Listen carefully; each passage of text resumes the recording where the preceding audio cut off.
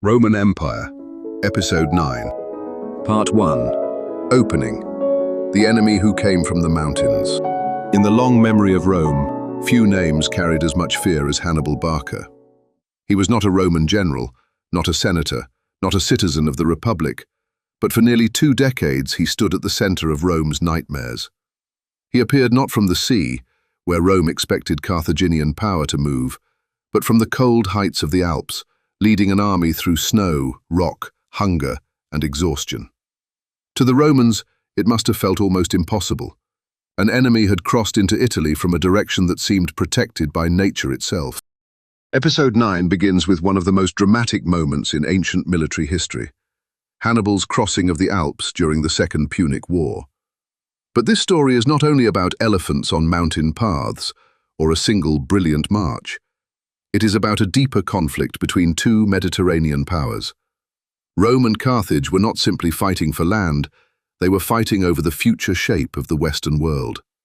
One power was based in Italy, built on citizen soldiers, alliances, discipline, and political endurance. The other was based in North Africa, strengthened by trade, naval experience, wealth, and a network of influence stretching across the sea. The First Punic War had already wounded Carthage deeply. Rome had taken Sicily, forced Carthage to pay a heavy indemnity, and shown that Roman persistence could survive terrible losses. But Carthage did not disappear. Instead, it looked westward, towards Spain. There, under the leadership of the Barcid family, Carthage rebuilt its strength. Hannibal Barca, and later his son Hannibal, created a new military base in Iberia, rich in silver, soldiers, and strategic possibility. Hannibal grew up in the shadow of defeat. Ancient sources describe his father teaching him hatred of Rome, though we must treat such stories carefully because they come through later Roman and Greek writers. Still, the larger truth is clear. Hannibal belonged to a family that believed Carthage could rise again. He inherited not only an army, but a mission. By the time he became commander in Spain, Rome and Carthage were moving once more toward war. The question was not whether conflict would come, but where the first great blow would fall. Rome expected power to move through familiar routes, by sea, through Sicily, or perhaps from Spain into southern Gaul. Hannibal imagined something far more dangerous. He would carry war directly into Italy. He would not wait behind walls. He would not defend Carthage passively. He would invade Rome's homeland and try to break the Republic by separating it from its allies. So, in this episode, we follow the road from Spain to the Alps, from the Alps into Italy, and from Italy into the deepest crisis Rome had faced since the Gallic sack centuries earlier. Hannibal's campaign would test every Roman assumption about courage, command, discipline, politics, and survival. It would produce some of Rome's worst defeats, including the disaster at Cannae. It would also reveal something essential about the Roman Republic, its ability to endure after catastrophe. This is the story of Hannibal crossing the Alps, and of Rome discovering that survival could be its greatest weapon. Part 2. Carthage after defeat, the Barca family and Spain. To understand Hannibal, we must begin before the Alps, before the battles in Italy, and before the Roman panic. We must begin with Carthage after the First Punic War. That earlier war, fought mainly over Sicily, had lasted more than 20 years. It had exhausted both sides, but Carthage suffered the heavier political result. Rome emerged with Sicily as its first overseas province and forced Carthage into a costly peace. Carthaginian naval power had been damaged, its finances weakened, and its prestige reduced. But defeated states do not always remain passive. Sometimes defeat produces caution. Sometimes it produces revenge. In Carthage, the leading force of recovery became the family of Hannibal Barca. Hannibal had fought in the final years of the First Punic War and refused to accept that Carthage's future should be shaped entirely by Roman victory. After the war, Carthage also faced a dangerous revolt by unpaid mercenaries, a brutal reminder that empire built on hired troops could become unstable when wealth disappeared. Spain offered a solution. Iberia was rich in silver mines, manpower, and strategic depth. If Carthage could no longer challenge Rome immediately at sea, it could rebuild on land. Hamilcar Barca began expanding Carthaginian influence there.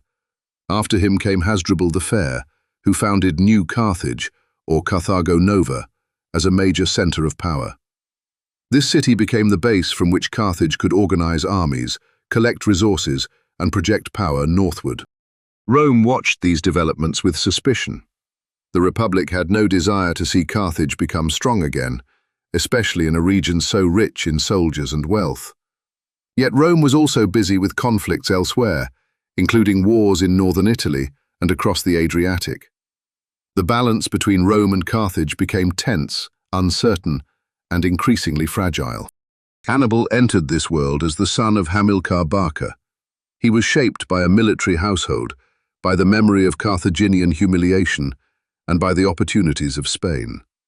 Unlike many Roman commanders, Hannibal was not a yearly elected magistrate rotating through office. He was a long-term military leader who grew with his army. His soldiers were diverse: Iberians, Libyans, Numidians, Gauls, and others. This was not a Roman citizen army bound by civic identity. It was a professional, multi-ethnic force held together by command, pay, loyalty, charisma, and success. That diversity could have been a weakness. Different languages, customs, and fighting styles might have made the army difficult to control. But Hannibal turned it into strength. He understood how to use heavy infantry, light troops, cavalry, ambush tactics, terrain, and psychological pressure. He was not simply brave, he was flexible. He could read the weakness of an opponent and design a battlefield around it. The immediate cause of war came at Saguntum, a city in eastern Spain allied with Rome. Hannibal attacked and captured it after a long siege. To Rome, this was an unacceptable challenge. To Hannibal, it may have been a calculated step, forcing the conflict before Rome was fully prepared. When Roman envoys demanded that Carthage surrender Hannibal, Carthage refused. The Second Punic War had begun. But Hannibal did not wait for Rome to define the war. He chose the direction, the tempo, and the first great surprise. Instead of remaining in Spain, he marched north. Instead of defending Carthaginian territory, he moved toward Italy. His plan was bold, dangerous, and almost unbelievable. Cross the Pyrenees, pass through Gaul, climb the Alps, and descend into the heart of Rome's world. Part 3. The March to the Alps, Strategy Before Spectacle. The crossing of the Alps is often remembered as spectacle. Elephants in the snow, soldiers on narrow paths, mountains rising like walls against the sky. But before it became a legendary image, it was a strategic decision. Hannibal's march was not a romantic adventure. It was a calculated attempt to change the entire nature of the war. Rome had advantages. It had manpower, a strong alliance system, experience in long wars, and growing naval power. If Carthage fought the war on Roman terms, the conflict might become another slow contest of resources. Hannibal needed to create shock. He needed to make Rome feel vulnerable. Most of all, he needed to bring the war into Italy and encourage Rome's allies to abandon the Republic. This last point was central. Rome's strength did not come only from the city of Rome. It came from a complex network of Latin colonies, Italian allies, and conquered communities bound by treaties. Some had full citizenship, some partial rights, and others separate obligations. These communities provided soldiers, supplies, and strategic depth. If Hannibal could defeat Roman armies inside Italy, he hoped many of these allies would reconsider their loyalty. Rome, isolated from its Italian base, might be forced to negotiate. So Hannibal marched. From Spain, he moved across the Pyrenees and into southern Gaul. His army was already shrinking through garrisons, desertions, local resistance, and the hardships of movement. Ancient numbers vary, and we should be cautious with exact figures, but the larger pattern is clear. Hannibal began with a large army and reached Italy with a much smaller one. The march itself was a filter. Only the most resilient would survive. As he moved through Gaul, Hannibal had to deal not only with geography, but with politics. Some local groups resisted, others negotiated. Hannibal needed food, guides, passage, and time. Rome attempted to intercept him, but Roman commanders struggled to predict his speed and route. Publius Cornelius Scipio, the elder Scipio, moved towards southern Gaul but arrived too late to stop Hannibal before he turned inland. Then came the Alps. The mountains were not simply a physical obstacle. They were a world of danger, cold, altitude, hostile tribes, collapsing paths, frightened animals, hunger, and exhaustion. For soldiers from North Africa, Spain, or the Mediterranean lowlands, this was not ordinary campaigning. It was survival at the edge of the known world. The elephants became the most famous symbol of the crossing. They were militarily useful in certain situations, especially for shock and intimidation.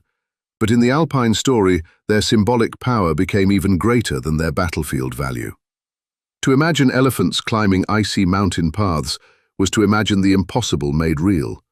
For later writers, it captured Hannibal's daring better than any abstract description could. Yet the true miracle was not that elephants crossed. It was that the army crossed at all. Hannibal lost men and animals.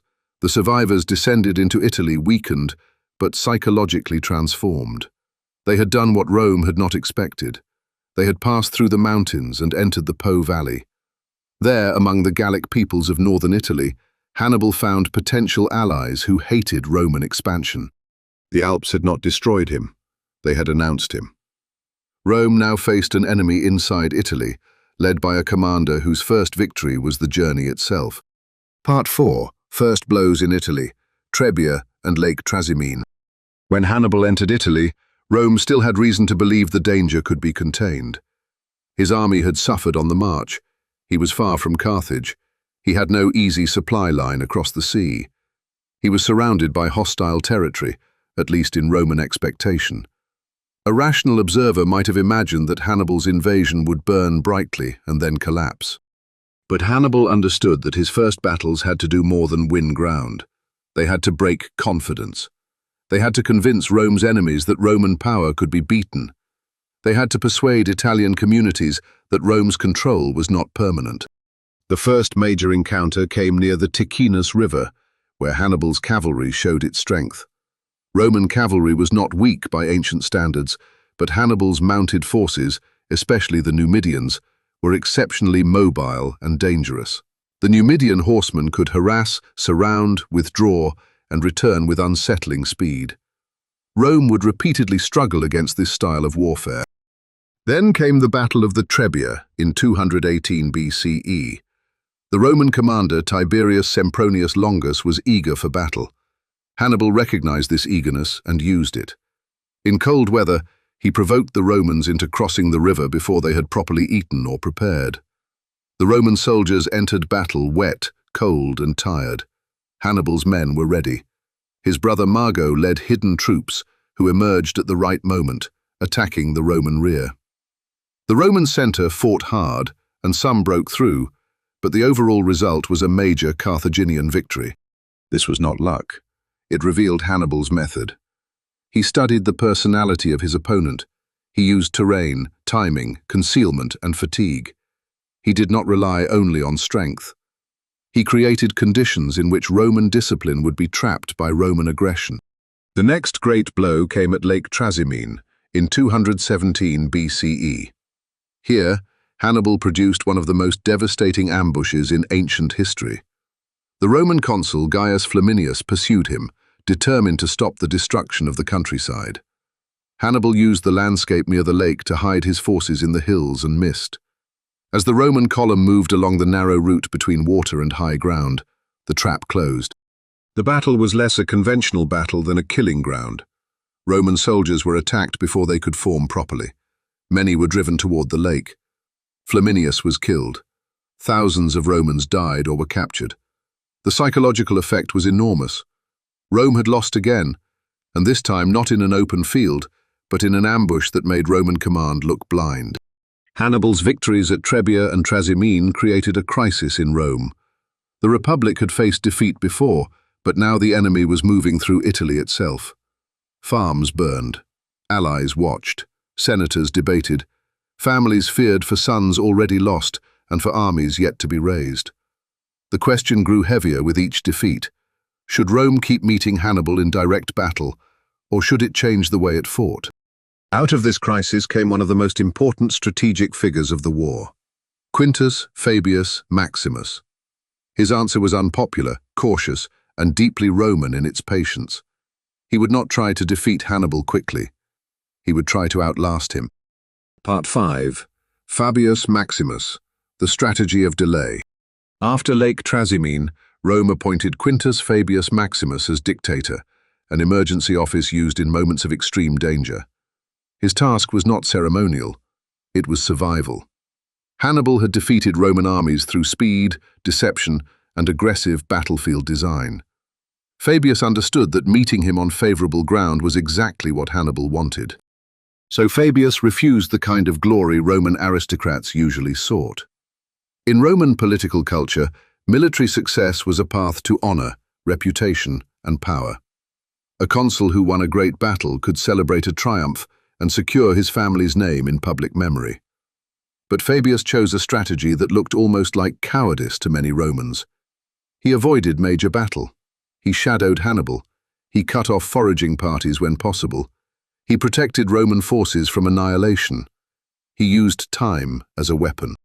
This approach later gave us the term Fabian strategy, the method of delay, harassment, and avoidance of decisive battle against a dangerous opponent. But in the moment, it was deeply controversial. Many Romans wanted action. They believed that Rome's honor required confrontation. They watched Hannibal move through the countryside and saw Fabius following at a distance. To them, patience looked like weakness. Hannibal understood the political problem Fabius faced. He tried to provoke him. He ravaged fields. He moved through allied territory. He created pressure not only on Roman soldiers, but on Roman public opinion. The war was not fought only with swords, it was fought with reputation. If Rome looked unable to protect its allies, those allies might lose faith. Fabius's strategy was rational. Hannibal was deep in Italy, far from secure supply lines, dependent on movement, foraging, and local support. Every day without a decisive victory made his position more difficult. Rome, by contrast, could raise new armies, draw on manpower, and defend fortified communities. The Republic's greatest advantage was not brilliance, but endurance. Yet endurance is hard to admire in the middle of fear. Romans began to mock Fabius as slow, hesitant, even timid. His temporary co-commander, Marcus Minucius Rufus, favored a more aggressive approach and won some public support. At one point, command was divided between them, a dangerous political compromise. When Minucius nearly fell into a Hannibalic trap, Fabius rescued him, proving the value of caution. Still, the deeper Roman hunger for a decisive battle did not disappear. The Republic eventually returned to aggressive command. In 216 BCE, Rome assembled one of the largest armies it had ever fielded. The goal was clear: crush Hannibal in open battle and end the crisis. The consuls Lucius Aemilius Paulus and Gaius Terentius Varro led the Roman forces. Roman confidence rested on numbers, infantry strength, and the belief that courage could overwhelm tactical cleverness. Hannibal waited near the town of Cannae in southeastern Italy. The landscape was open enough for cavalry, and Hannibal had one of the best cavalry arms in the Mediterranean world. Rome was bringing mass. Hannibal was preparing shape. The battle that followed would become one of the most studied military disasters in history. Part 6. Cannae, the perfect trap. The Battle of Cannae, fought in 216 BCE, became the darkest battlefield memory of the Roman Republic. Ancient sources give enormous casualty numbers, and while exact figures remain debated, there is no doubt about the scale of the disaster. Rome placed a massive army in the field, confident that weight and discipline could break Hannibal. Instead, Hannibal used that very weight against them. The Roman plan was direct. Their infantry would advance in great depth and smash through the Carthaginian center. This reflected a traditional Roman strength, heavy infantry pressing forward with discipline and force. Against many opponents, such pressure could be decisive. But Hannibal designed his line to absorb and redirect it. He placed his weaker infantry in the center, arranged in a forward curving formation. His stronger African infantry stood on the wings. His cavalry, especially on the left under Hasdrubal, was positioned to defeat the Roman cavalry first. The Roman infantry advanced, pushing into the Carthaginian centre. At first, it seemed that Rome was winning. The centre bent backward under pressure. Roman soldiers drove deeper. But this was the trap. Hannibal's centre did not simply collapse. It yielded in controlled fashion, drawing the Roman mass inward. As the Romans pressed forward, their formation became compressed. They lost space. They lost flexibility. Their numbers, which should have been an advantage, became a prison. Meanwhile, Hannibal's cavalry defeated the Roman cavalry and returned to strike the Roman rear. The African infantry on the wings turned inward. The Roman army was now surrounded. The result was encirclement, pressure from front, sides, and rear. In the crush, Roman soldiers could not maneuver. Many could barely use their weapons. The battlefield became a closed space of exhaustion, terror, and death. Cannae was not merely a victory. It was a masterpiece of tactical design. Hannibal had created the conditions for one of the most complete double envelopments in military history. For later generals and military historians, Cannae became a model of battlefield annihilation. But for Rome, it was not a model. It was trauma. The human cost was staggering.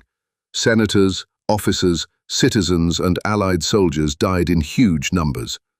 Families across Italy would have felt the loss. Political leadership itself was wounded. The consul Aemilius Paulus died on the field. Varro survived, and despite the defeat, Rome did not execute him or collapse into civil chaos. This detail matters. Rome's response to disaster was part of its strength. After Cannae, many expected Rome to negotiate. In many ancient states, such a defeat might have forced surrender. Hannibal likely expected more Italian allies to abandon Rome. Some did. Capua, one of Italy's most important cities, defected to Hannibal. Other communities also shifted their loyalty. The war widened, and Rome's position became extremely dangerous. But the great collapse did not come. Most of Rome's alliance system held. The Senate refused to ransom many prisoners. It refused to make peace. It raised new armies. It armed younger and poorer men. It reorganized. It returned to the logic of Fabius. Do not fight Hannibal on his terms. Do not offer him another Cannae. This is one of the central lessons of the Second Punic War. Hannibal could defeat Roman armies. He could terrify Rome. He could win battles of genius. But Rome was not a single army. Rome was a political system, an alliance network, a manpower machine, and a culture of grim persistence. Cannae almost broke Rome. Almost. Part 7. After Cannae. Rome refuses to die. After Cannae, the war entered a new phase. Hannibal had won the kind of victory commanders dream of, yet victory did not become final success. This is one of the great paradoxes of ancient history. Hannibal could win battles, but he could not force Rome to accept defeat. The old question has often been asked, why did Hannibal not march directly on Rome after Cannae? Ancient writers themselves debated this. Some claimed that one of Hannibal's officers told him he knew how to win a victory, but not how to use one. But this judgment is too simple. Rome was not an undefended prize waiting behind open gates. The city had walls, population, emergency leadership, and the ability to resist a siege. Hannibal lacked the heavy siege equipment, secure supply lines, and perhaps the manpower needed to take Rome by assault or long blockade. Instead, he tried to win Italy politically. He needed defections. He needed Rome's allies to decide that Rome could no longer protect them. Capua's defection was a major success, but it did not trigger the total collapse Hannibal needed. Many Latin communities stayed loyal. Some did so from fear, others from interest, treaty obligation, local rivalry, or genuine integration into the Roman system. Rome's alliances were not all equal, but they were stronger than Hannibal had hoped. Rome now avoided major open battle with Hannibal. The Republic fought smaller actions, attacked his allies, defended key cities, and tried to limit his freedom of movement. The war spread across multiple theatres: Italy, Spain, Sicily, Sardinia, and later North Africa. This wider geography mattered. Rome could lose terribly in one place and continue fighting elsewhere. In Spain, The war became especially important. If Carthage could keep Spain, it could supply men, money, and reinforcements. If Rome could break Carthaginian Spain, Hannibal would become more isolated in Italy.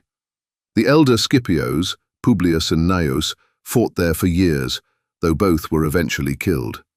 Their deaths were another Roman disaster, but again Rome responded by sending new leadership. That new leadership came in the form of Publius Cornelius Scipio, the younger man who would later be known as Scipio Africanus. He was bold, intelligent, and politically gifted. In Spain, he captured New Carthage in 209 BCE, a major strategic achievement. The city held supplies, hostages, money, and symbolic value. Its fall weakened Carthaginian control and strengthened Rome's position.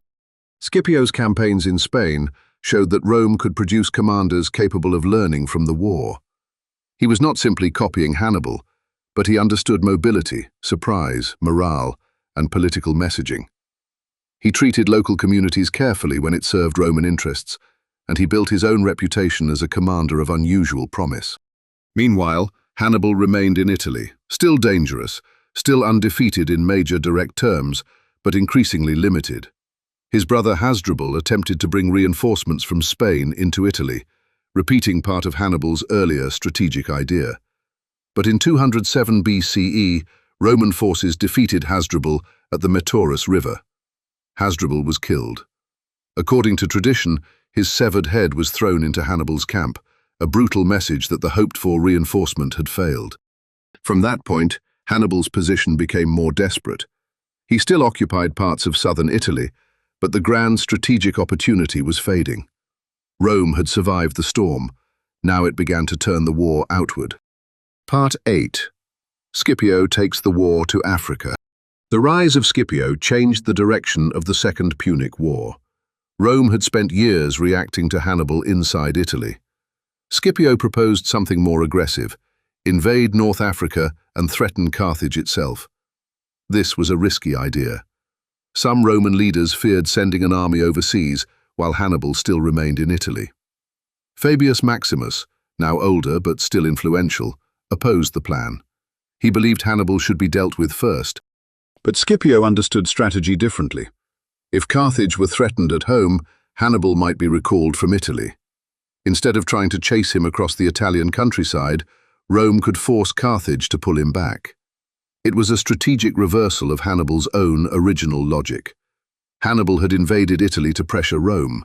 Scipio would invade Africa to pressure Carthage.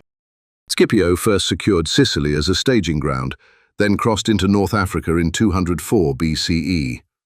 There he allied with the Numidian prince Massinissa, whose cavalry would become crucial. Numidian cavalry had long been one of Hannibal's great advantages. Now Rome, through diplomacy and alliance, began to acquire similar strength. Carthage faced increasing danger. Its armies in Africa struggled against Scipio. Its political leaders began to fear that the city itself could be threatened. Finally, Hannibal was recalled from Italy. After about 15 years of campaigning on Roman soil, the commander who had crossed the Alps left the Italian theatre without having captured Rome. This moment carries a quiet historical weight. Hannibal had entered Italy like a storm. He had defeated consuls, shattered armies, and created legends. Yet he departed not as a conquered man on the battlefield, but as a commander whose strategic environment had changed. Rome had refused to die long enough to move the war somewhere else. The final confrontation came at Zama in 202 BCE. Here, Hannibal and Scipio met in North Africa. The battle was not simply a clash between Rome and Carthage. It was a meeting between two of the greatest commanders of the ancient Mediterranean. Hannibal brought experience, tactical brilliance, and a deep understanding of war. Scipio brought discipline, confidence, improved cavalry support, and lessons learned from years of Roman suffering. At Zama, Hannibal used war elephants, but Scipio prepared his troops to create lanes through which the animals could pass, reducing their impact. The cavalry battle proved decisive. Massinissa and the Roman allied cavalry helped drive away the Carthaginian horsemen and later returned to strike Hannibal's forces. In the infantry struggle, Hannibal's veterans fought hard, but the Roman system held. Scipio won. Hannibal was defeated. Carthage sued for peace. The terms were steady. Carthage lost its overseas possessions, surrendered much of its fleet, paid a heavy indemnity, and agreed not to wage war without Roman permission. The Second Punic War was over. Rome had survived Hannibal and emerged stronger than before. Scipio received the name Africanus, a mark of victory in Africa. Hannibal returned to Carthage and later became a political reformer, though Roman pressure would eventually drive him into exile. The rivalry between the two men became part of ancient memory. Hannibal, the invader who nearly destroyed Rome; Scipio, the Roman who carried the war back to Carthage and ended the crisis. Part 9. Legacy: How Hannibal Changed Rome. Hannibal did not destroy Rome, but he changed Rome profoundly. The Second Punic War forced the Republic to confront the limits of its old assumptions. Before Hannibal, Rome had already become a major Mediterranean power. After Hannibal, Rome moved towards something larger and more aggressive. Survival had transformed into expansion. The war revealed the strength of Rome's alliance system. Hannibal's strategy depended on breaking that system, and although some allies defected, the core held. This taught Roman leaders a powerful lesson. Italy was the foundation of Roman power. As long as Rome could draw manpower and loyalty from the peninsula, it could survive disasters that might destroy other states. The war also changed Roman military thinking. Rome learned from defeat. It learned the danger of reckless aggression, the value of strategic patience, the importance of cavalry, the use of multiple theatres, and the need for commanders who could think beyond traditional patterns. Fabius represented endurance. Scipio represented adaptation. Together, they show how Rome survived Hannibal, not through one method, but through a combination of caution, resilience, and eventual boldness. Politically, the war strengthened Rome's sense of destiny and danger. The memory of Hannibal remained alive for generations. Roman parents could invoke his name as a warning. Roman politicians could use Carthage as a symbol of threat. Even after Carthage had been weakened, many Romans continued to fear its recovery. This long anxiety would eventually contribute to the Third Punic War and the destruction of Carthage in 146 BCE. But that later destruction belongs to another chapter. For now, the Second Punic War marks a turning point. Rome had faced the greatest foreign commander it would ever meet on Italian soil. It had lost at Trebia, Trasimene, and Cannae. It had watched armies disappear and allies tremble, yet it did not surrender. The Republic's victory was not clean, easy, or inevitable. It was built on pain, manpower, discipline, political stubbornness, and the capacity to continue after defeat. Hannibal's crossing of the Alps remains one of history's great images because it compresses so much into a single scene: ambition, risk, courage, suffering, and imagination.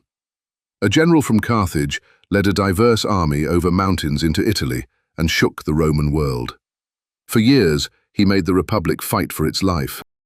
Yet the final lesson of the episode is not only Hannibal's brilliance, it is Rome's endurance. Hannibal showed that Rome could be beaten in battle. Rome showed that it could lose battles and still win wars. In the quiet after Zama, the Mediterranean was not the same. Carthage was reduced, Rome was elevated. Spain, Sicily, and the Western Sea now pointed toward a future in which Rome would no longer be simply an Italian power. It would become a Mediterranean empire in all but name. And so episode 9 ends with a paradox. Hannibal, Rome's greatest enemy, helped create the Rome that came after him. By pushing the Republic to the edge of destruction, he forced it to become harder, wider, more strategic, and more ambitious. The man who tried to break Rome became one of the reasons Rome learned how to rule.